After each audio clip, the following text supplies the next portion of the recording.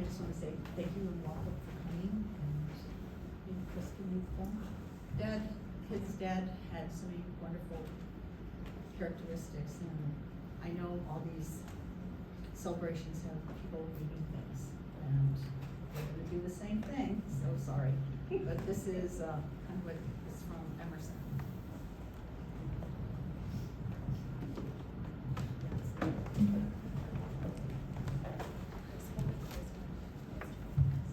Testing.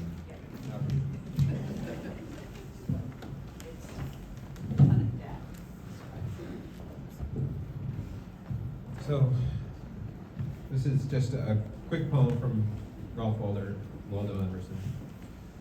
To laugh often and much, to win the respect of intelligent people and the affection of children, to earn the appreciation of honest critics and endure the betrayal of false friends, to appreciate the beauty, to find the best in others, to leave the world a bit better, whether by a healthy child, a garden patch, or a redeemed social condition, to know even one life has breathed easier because you have lived.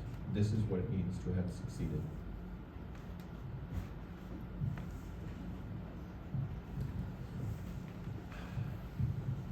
So, just thank you everybody for being here today to celebrate the life of my incredible father, Dennis.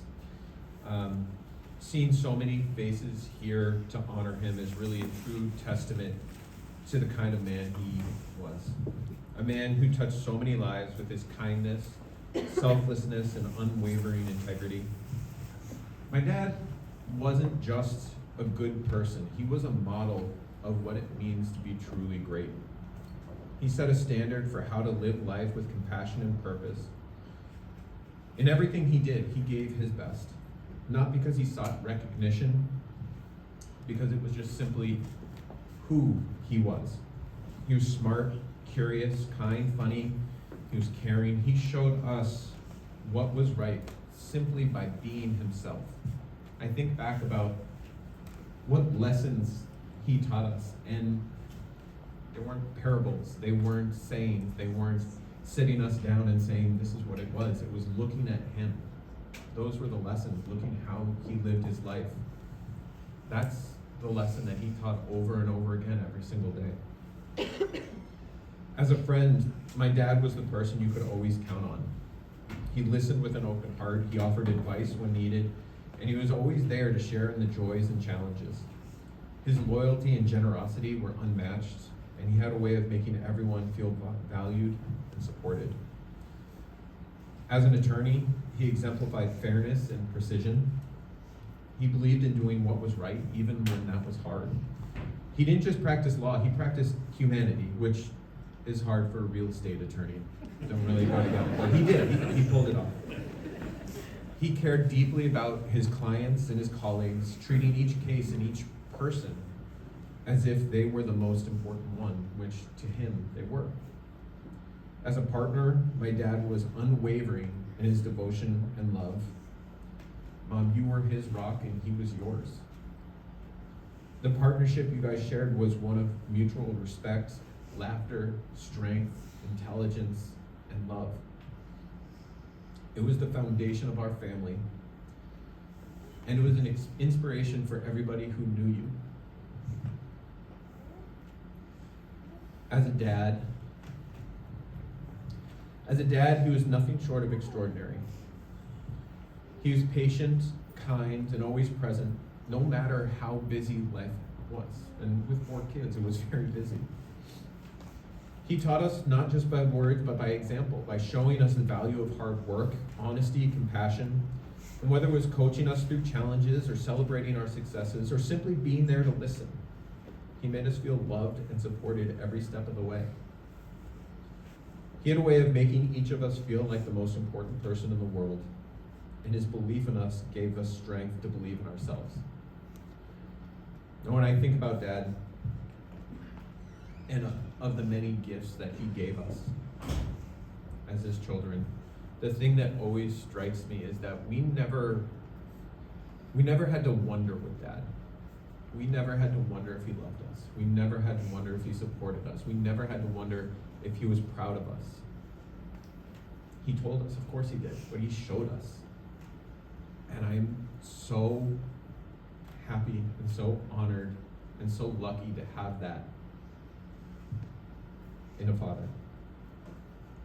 As a man, he lived with quiet strength and humility that spoke volumes. He didn't seek accolades, he didn't seek applause. He simply did what needed to be done, and he did it with grace. He taught us through his actions how to stand tall in adversity, how to show kindness without expecting anything in return, and how to live life with integrity. Today, as we celebrate his life, I feel an immense amount of gratitude for the lessons he taught me. Not just in words, but how he lived. His legacy isn't only the love we feel for him, but also in the love we continue to share with one another, inspired by his example. His legacy lives on in all of us as we inevitably see him in lessons on how to be better. For me, my dad is everything that I want to be. I want to be a friend like him. I want to be an attorney like him. I want to be a partner like him. I want to be a dad. I want to be a man like my dad. And he's not here physically in this room with us today, but I know that I will continue to feel that way, and I will continue to strive to be more and more like him every single day. So, let's not remember him with sadness, but with joy for the time we had with him. Acknowledge that his goodness will live through all of us as we attempt to be just a little bit more like him. Let's carry forward the light he brought into our lives and share it with others just as he did. Thank you, Dad, for showing us what it means to be a good person.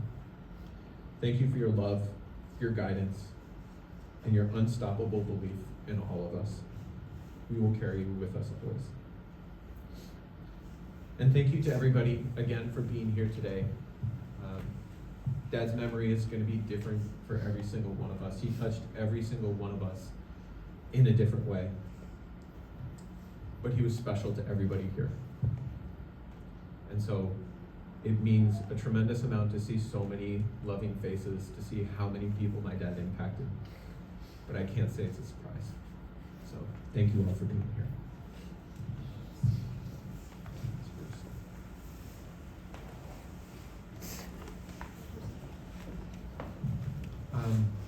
I'm going to turn the mic over to Bruce Miller.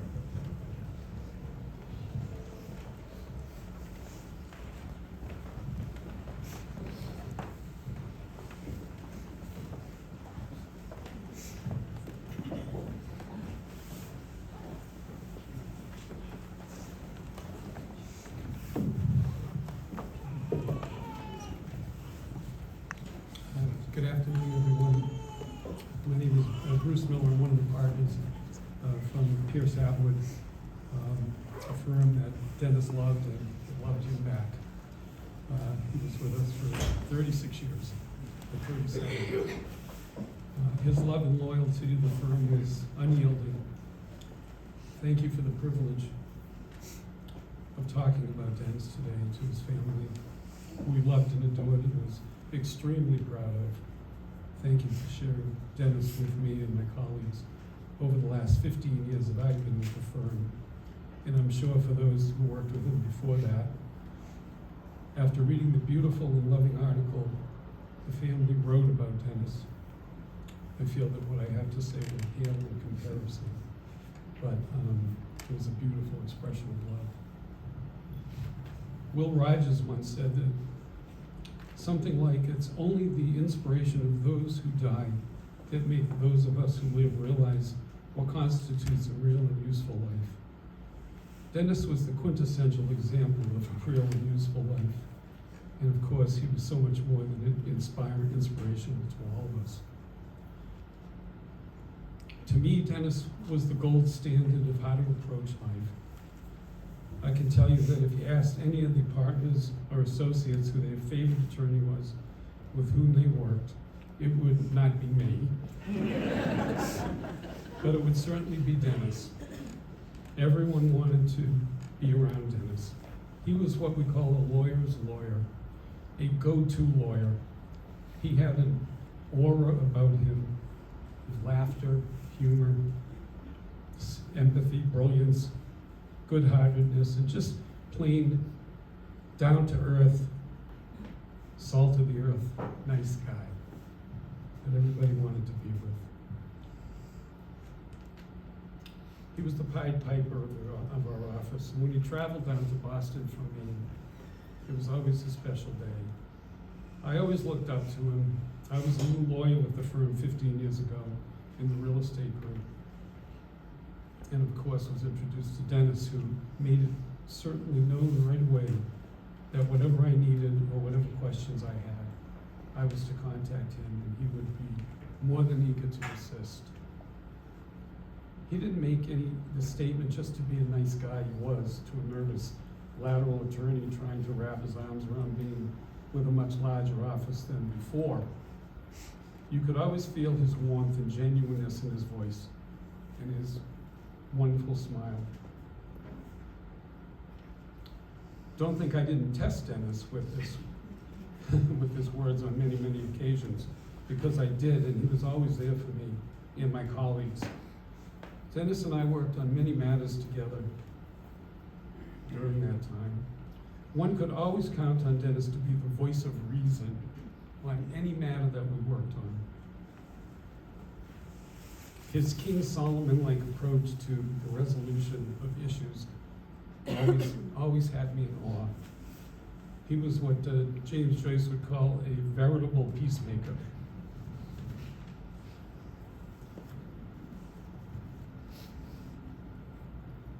There were many issues that we'd sit down and discuss in a reasonable, calm, rational manner.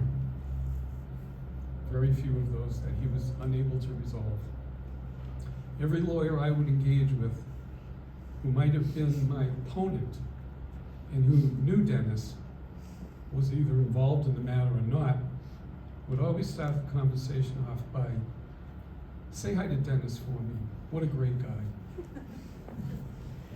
You probably know that some lawyers have a reputation of being, shall I say, aggressive in nature, fierce, zealous advocates who wanted to let you know who the smartest person was in the room.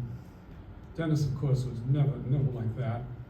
It never needed to be, because everyone already knew who the smartest person in the room was. More importantly, he was the wisest. Knowledge and wisdom are, of course, two different things. Knowledge comes, but wisdom lingers. Everyone loved working with Dennis, and I've had clients with whom I've worked that would tell me, "Bruce, I like you, but I love working with Dennis."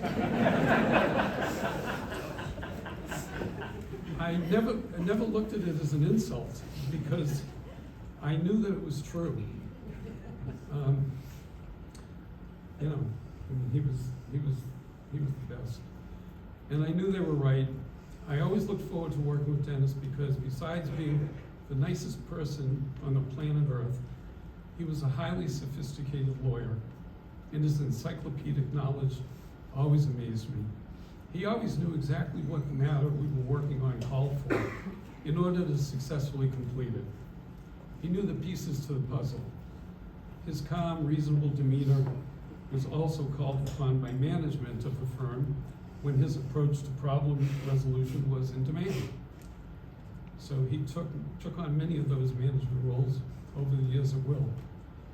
As I hope you can see, Dennis was much more to me personally than a colleague, but a cherished and dear friend whose laughter, reason, intellect, and smile will be sorely missed by all. I thought the other day, although he was taken from us much too soon, how lucky we all were to have known and loved him, and to his family, who we bursted with pride about whenever discussed. How wonderful and blessed you are to have had such a special husband and father and grandfather like Dennis. I'll end by quoting Hemingway, who said, "Very few people really are alive, and those that are never die. No matter if they're gone, no one you love is ever gone." thank you so much for the opportunity to speak today.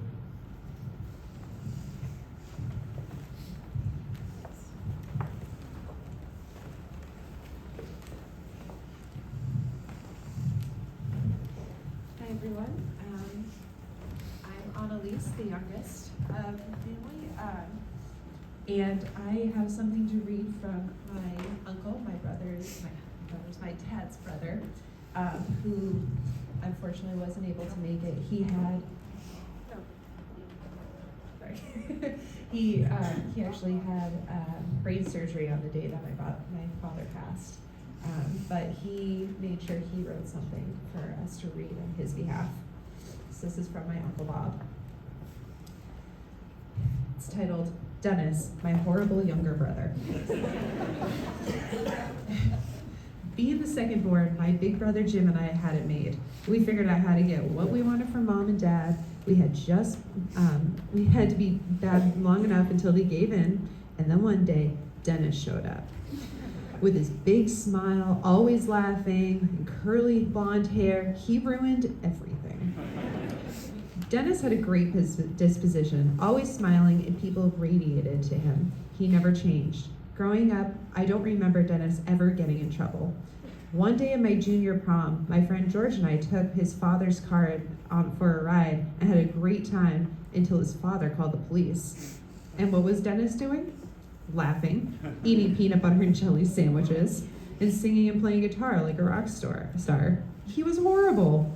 Dennis's humility and sincerity carried through his life, and with many other traits that contributed to his success as a husband, father, grandfather, brother, attorney, Dennis developed the ability in a discussion or negotiation not to come to the table with a hammer, but rather with velvet gloves, which requires intelligence, strong core values, and confidence to drive a successful outcome, and he did it well.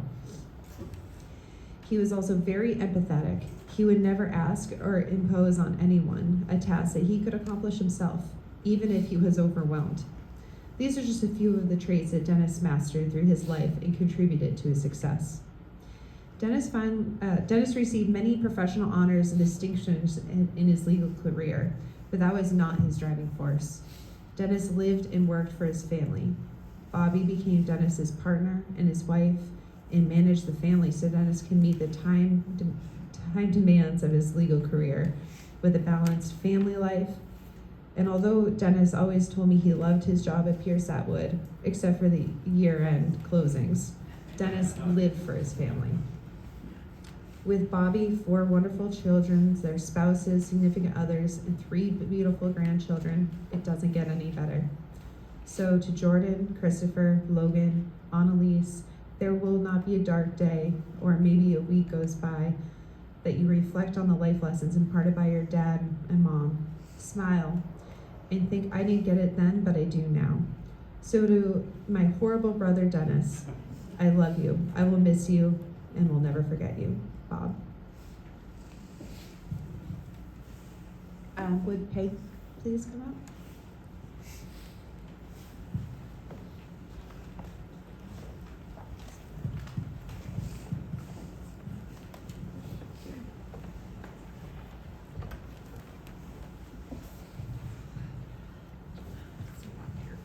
Hi everyone. For those of you I haven't met, my name is Peg Smith. I'm a partner at Pierce Atwood. For the past 17 years, I've had the pleasure of practicing law in the real estate group with Dennis as my mentor. In the true spirit of the team of real estate attorneys that Dennis built, my thoughts today are meant to reflect not just those of myself, but of the real estate partners that he so patiently trained. It feels almost irrelevant to say that Dennis was a fantastic lawyer. He was, of course.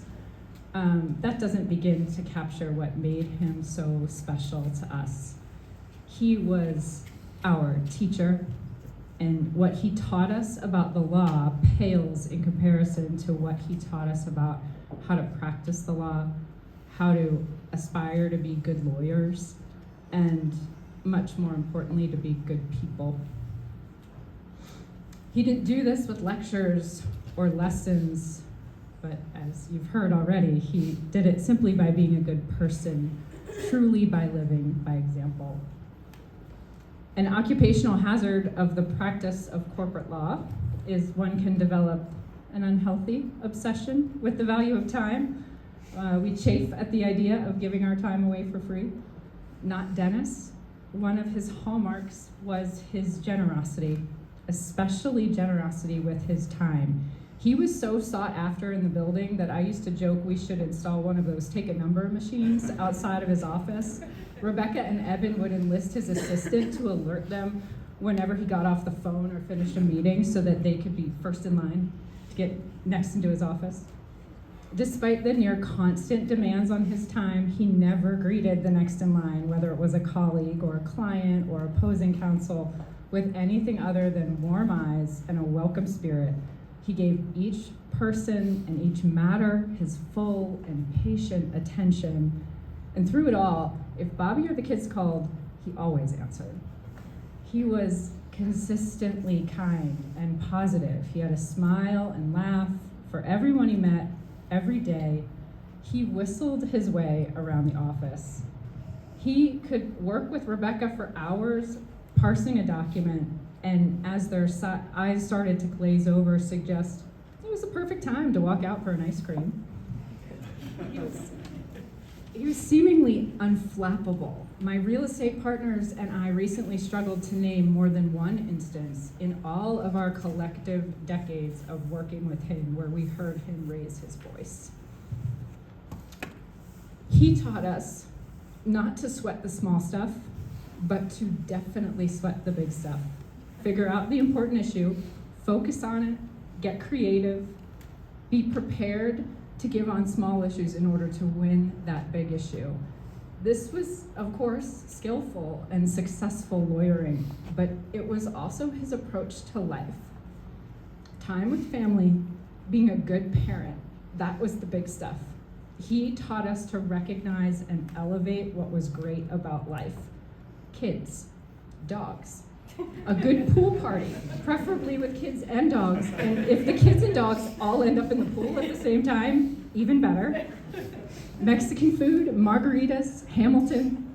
He opened his home to us who were just his colleagues and welcomed us into his world. And if at the end of our evening, one of the toddlers happened to be having a tantrum, Dennis would be the one carrying little James Kenlin to the car, strapping him in his car seat.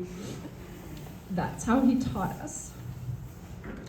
Jordan, Chris, Logan, Anna, you were a truly wonderful tribute to your dad.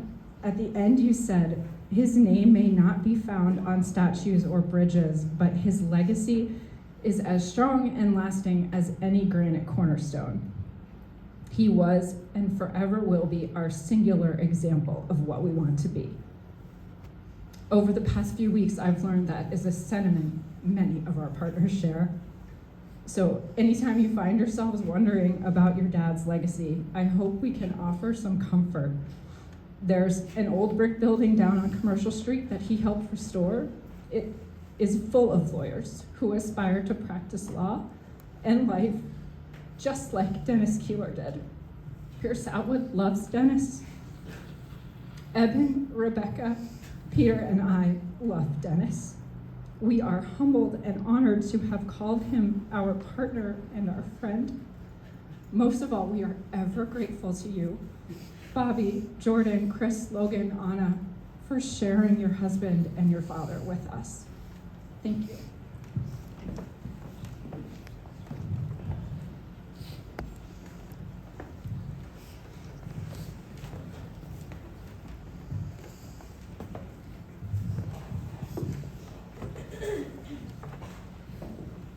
So, sitting around trying to figure out what to say about my dad is really hard. But what I can say is, outside of everything that you've heard tonight so far, music was such a huge piece of our family. And in the final weeks, we listened to music constantly. I sat by his bedside and sang to him. And the more and more I thought, thought maybe I'd sing a song. However, I will say, I'm looking around at everyone, I'm a little nervous. I've cried a lot lately, and so my throat is a little ragged, so my apologies ahead of time. But love was such an important piece of our family. So I'm going to attempt this, and again, I apologize.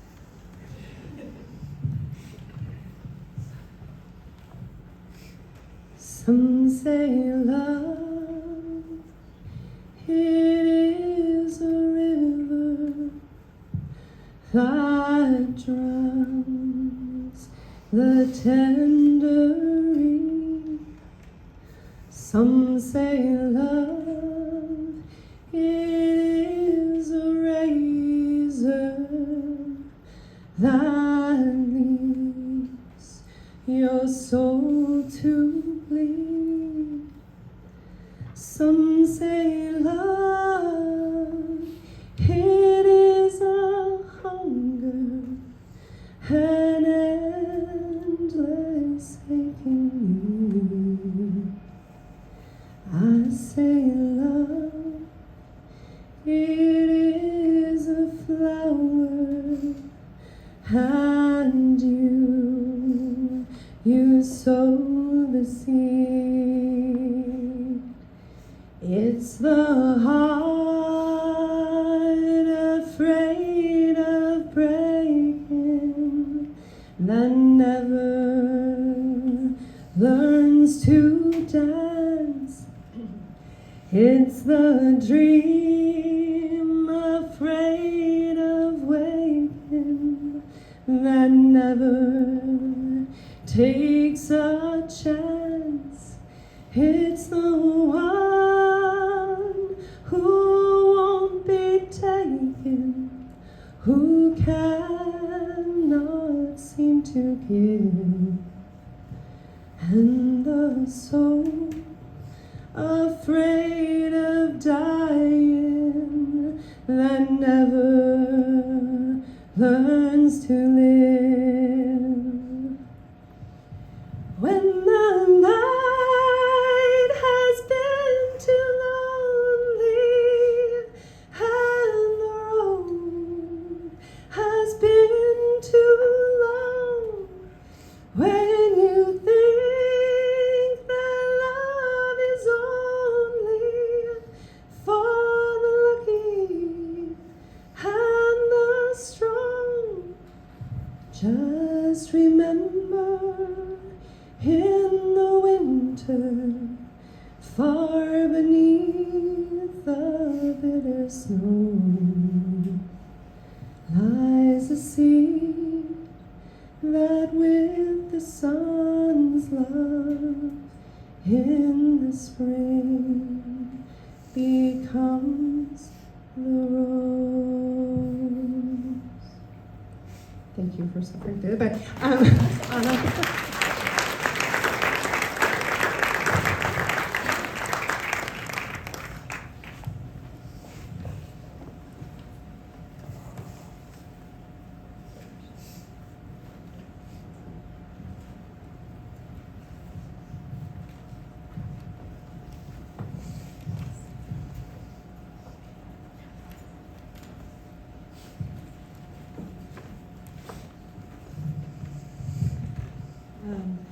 Jordan, that was really beautiful.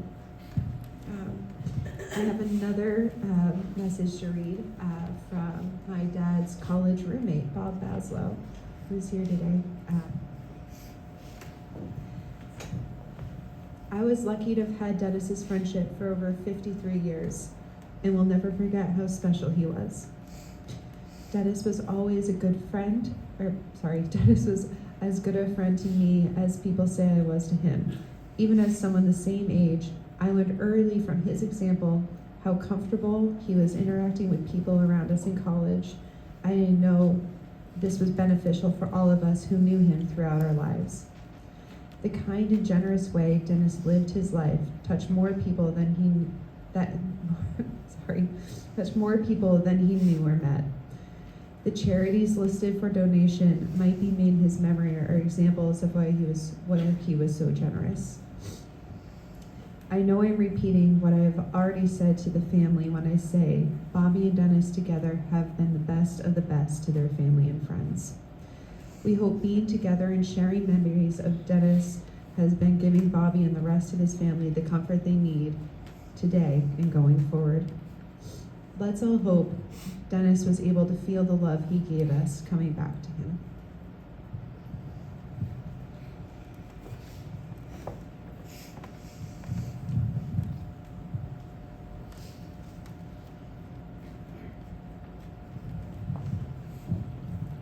At this point, we would just like to open up and give anyone an opportunity if they do have any words they would like to say. They can step forward, but no pressure at all.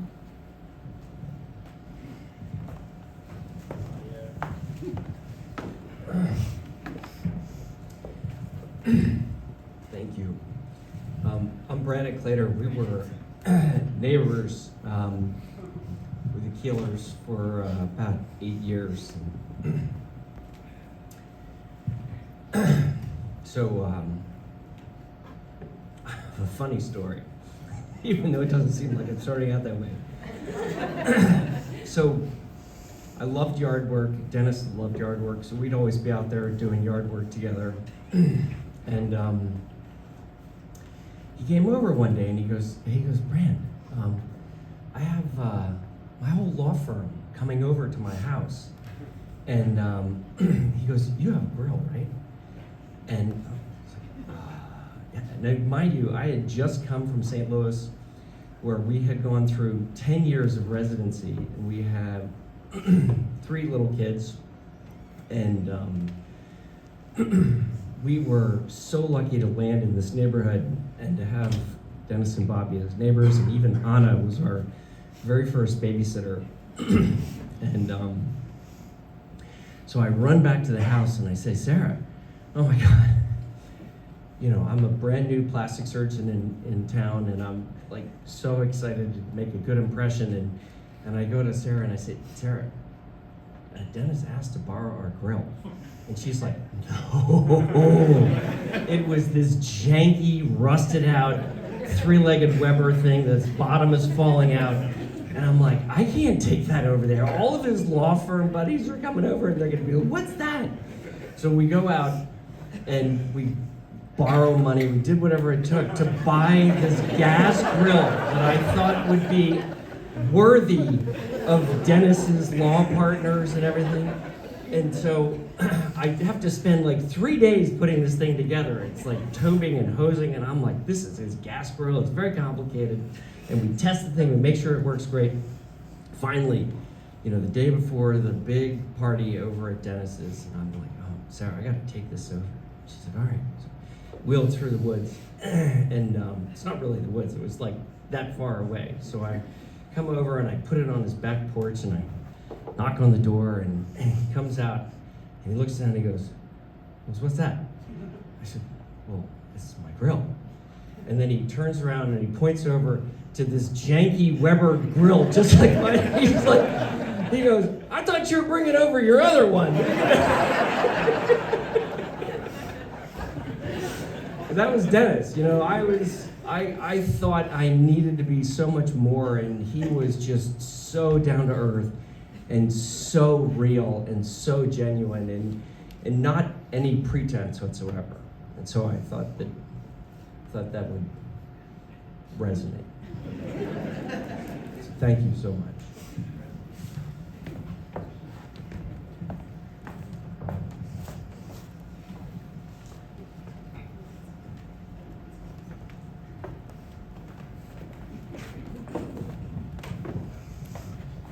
Hi everyone, my name is Luke. Dennis is and was my uncle. I wanted to take a moment to honor Dennis, a man who had a gift for making everyone feel valued and welcome. He didn't just reserve his kindness for his family or his close friends, it extended to everyone he met. Whether it was through his humor, his big smile, his genuine care, Dennis had a way of brightening the lives of those around him. For me, Dennis was more than an uncle. He was someone I looked up to. He taught me the importance of treating people with warmth, generosity, and he did so effortlessly. He had this unique ability to make even the ordinary moments unforgettable, whether it was summers by the pond, sharing a laugh over his garage, or lack thereof, or swapping stories about life and family. There's a line that comes to mind when I think of Dennis.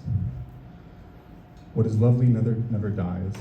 It passes into another loveliness. Though his time here feels too short, Dennis's kindness, laughter, and love have not left us. They live on in everyone he touched, in every memory we hold dear. Dennis lived with a big heart, and that's something I will carry with me. While it's hard to imagine life without him, I know his spirit lives on in all of us. We're lucky enough to know him. So rather than saying goodbye, I'll just say, see you later, Dennis. Thank you for everything.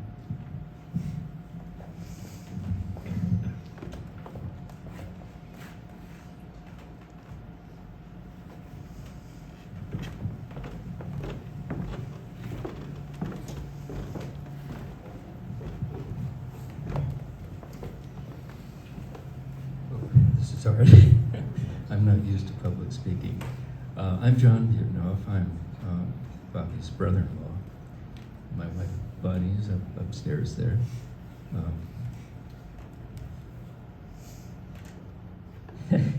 I wanted to tell the story about the first time I met Dennis. It was on the University of Maryland campus. I'd come down to visit Bonnie, which I often did from my school in Pennsylvania on the weekends, and we were walking through the campus in the evening, beautiful evening, spring, I think, probably about 1974-ish, I think, or 2, 3, 2? I guess it was 2 because I graduated in 73, so anyway. So here coming toward us is this young couple with this kind of blanket wrapped around them. And I said, Bonnie, isn't that your sister, Bobby? And she said, I think so, but who's she with?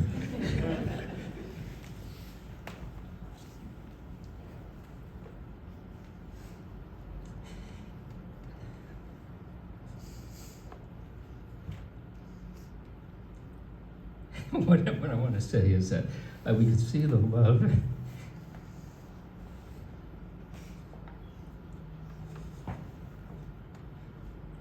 I'm going to segue to a funny story about Dennis. It's a little easier for me.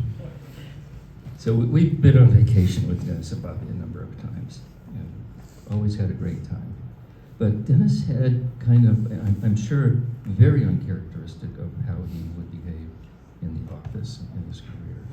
But he was a bit absent-minded on vacation. So one time we had been kind of walking on a beach down in Mexico, and taking pictures and things, and had stopped to relax for a bit. And about half an hour later, I can't remember where we were, Dennis all of a sudden goes, and he had just bought this beautiful Nikon or Canon camera.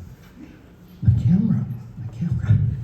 Well, he had set it down on a beach chair, and so we went back, and of course it wasn't there. And then on another trip, we had arranged with a fisherman to take us out to some reef to go scuba diving. But he would only get paid in cash.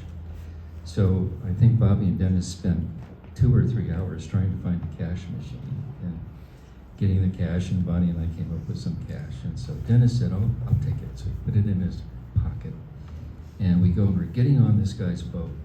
And Dennis says, okay, I've got your money. And he pulls it out of his pocket, and it just went flying into the wind. Fortunately, we had enough to cover the trip between what he had left in his pocket, what we were able to scrape up off the bottom of the boat, and what was in my pocket.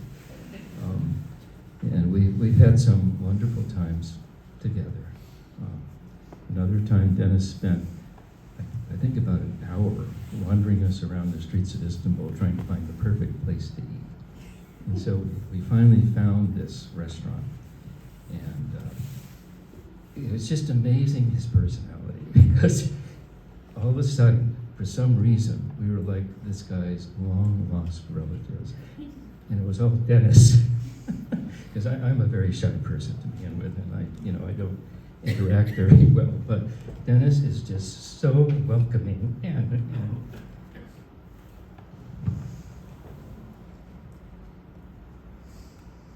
he's gonna be missed.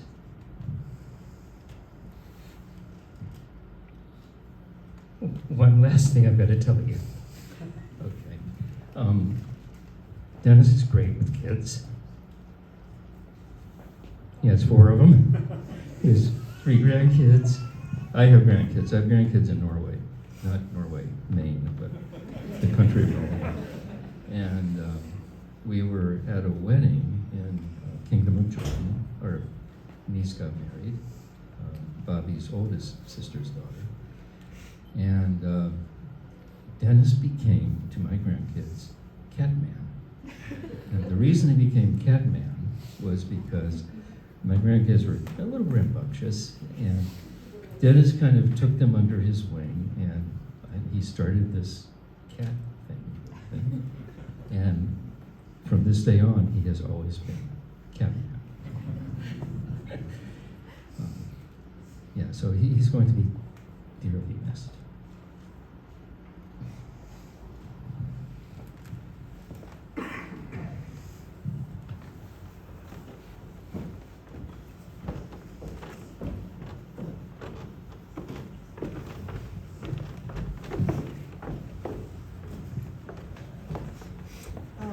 My name's Alyssa. I moved to Falmouth as a sophomore in high school.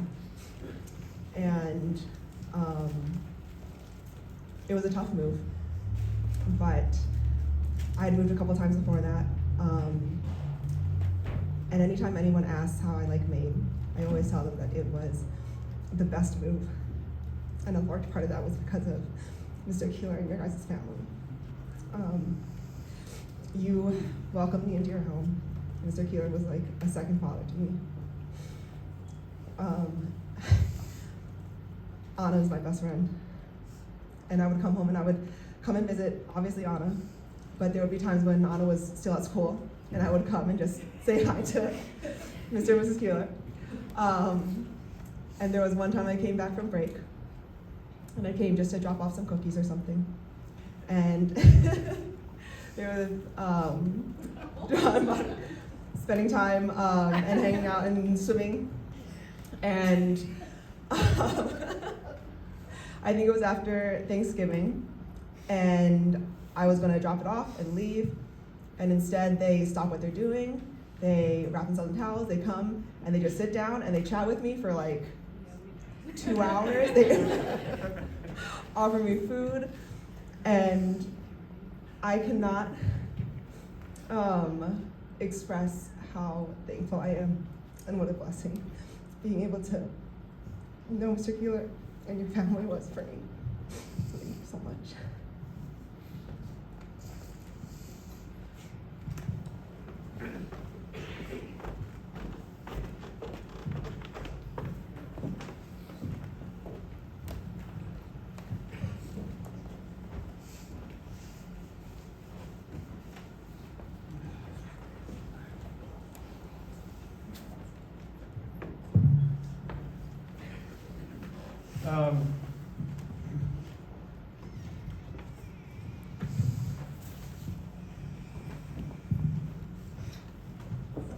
When I was young and my mom would tuck me into bed, I had just one request each time, which was, could you send Dad up?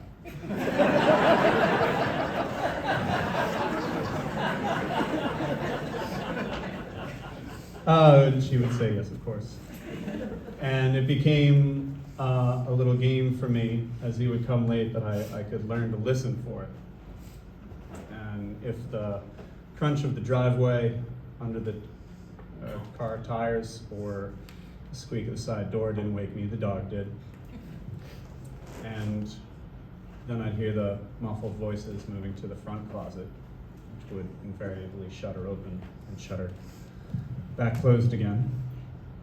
Then I could count the soles of his shoes hitting every single step, going up to the second floor, 15 in all. And the the one squeaky board outside the hall bathroom, and the hush of the carpet underneath my door where someone had spilled a drink some Thanksgivings past. And it never laid right after that. And then he would come over and I would pretend to be asleep, which he knew, and he'd kiss me on the head and say something like, "Who's my best boy?" Or, "Good night, my angel." I'm 36 years old now, and not even 3 weeks ago, my dad was still referring to me as his angel. I wanted to thank you once again, everybody, for coming today to support us and remember my father and celebrate him. I can't express what it means to have so many smiling faces in one room, and some of you are coming from very far away, out of state and across the country even, and we would have made a big stink about playing it down and telling you not to go through the trouble if we hadn't been so certain that you would have all come anyway. And I can't imagine the bewilderment having arrived for such a solemn occasion and find the final open parking spot outside being reserved by several chickens.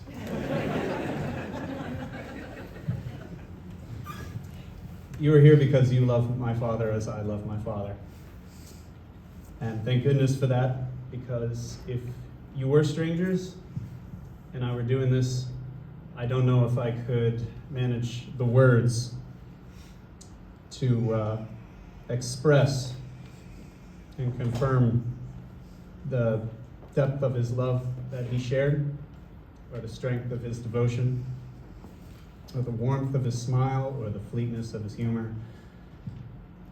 Many of you have known him much longer than I have, long before I was born, so I do not need to remind you or press the type of person that it takes to feel so secure in his love and so unfailingly focused on his family, and so confident to the truth that he held that he would have no compunction still calling his adult son Angel.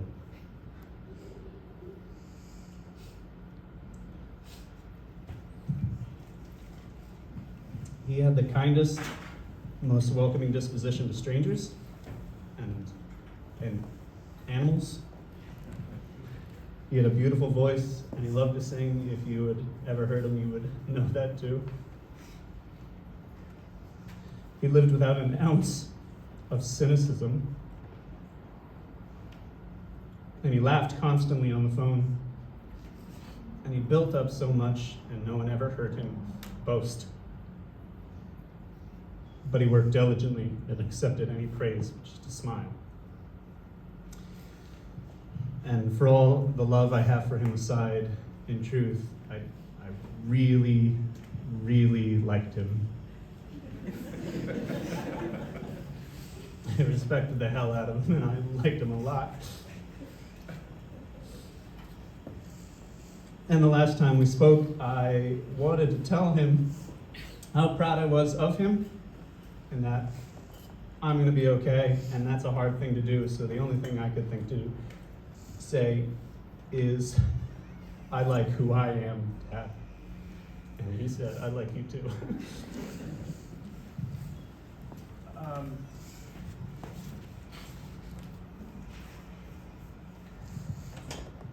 He was a mirror that we held up to our better angels.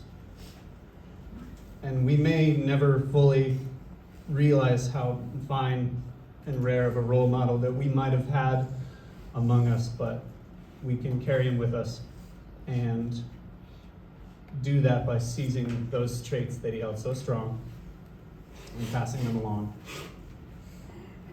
We cannot, any of us, be my dad, but we can try. And we can try to be close. There's not much else. Thank you again for coming. Please have some snacks. Please stick around and talk to us and to each other.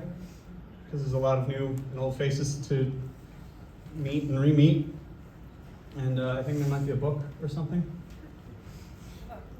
There's a memory book you can sign if you want it. And Jordan here's queued up one of my dad's favorite songs.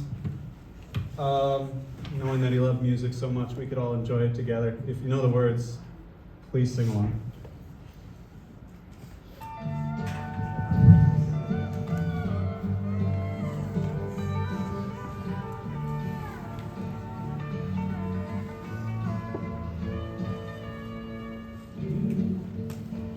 You are on the road, must have a coat that you can live by, and so become yourself, because the past is just a goodbye. Teach your children well, their fathers have it slowly go by, and feed them on your dreams, the one they fix, the one you know by.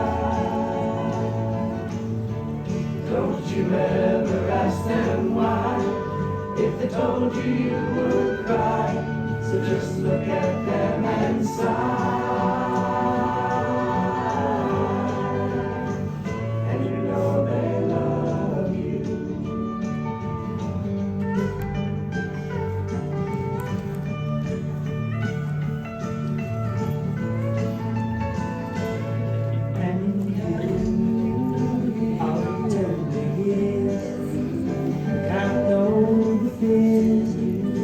That your elders grew by, and so please help them with your need. They seek the truth before they can guide. Teach your parents well, their children's hell will slowly go by, and feed them on your dreams, the one they fix, the one you know by. Don't you ever ask them why, if they told you you would cry, so just look at them and sigh.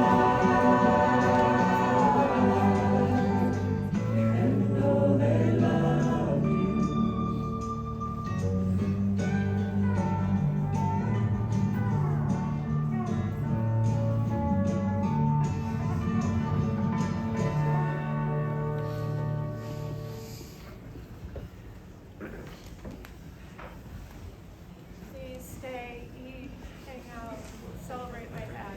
Thank you all for being here. Oh, you like that?